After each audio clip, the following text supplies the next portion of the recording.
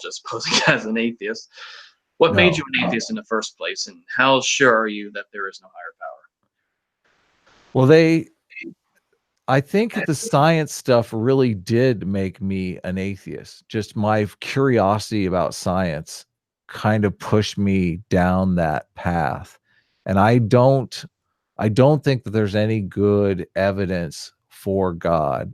I honestly think that the evidence for the kind of God, the Christian God, is really non-existent, but it's almost I can't I can't conceive of a world where that kind of God actually exists.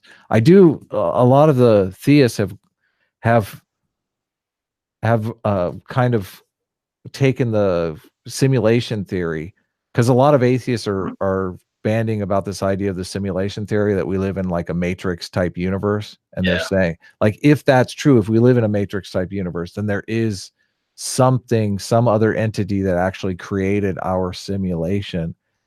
And they think that this is kind of the atheist version of religion, which I guess it could be. But I mean, I look at the simulation theory from a very scientific perspective. And the idea, like, if it's true that we live in this matrix like simulation that was created by another entity, like, I don't know if they're human or a robot or an alien, or I don't even know what you would necessarily call them.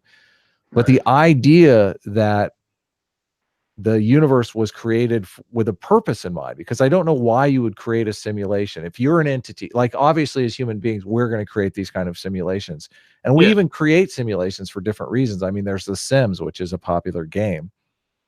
The idea that the universe was created with the purpose in mind, the the religious perspective or the theist perspective or the Christian perspective or Muslim perspective, whatever perspective you want, that just doesn't make any kind of sense to me. And it's kind of interesting to think, well, if the universe was created to serve a purpose, what is that purpose? The idea that there's this benevolent God. I mean, they kind of gloss over it in Christianity. I grew up Christian, so yeah, I mean, I was always under the impression that God created the universe for companionship. God created mankind for companionship. I thought that was settled, but I've talked to a few people in the context of this simulation theory thing, and they have differing views on why the Christian God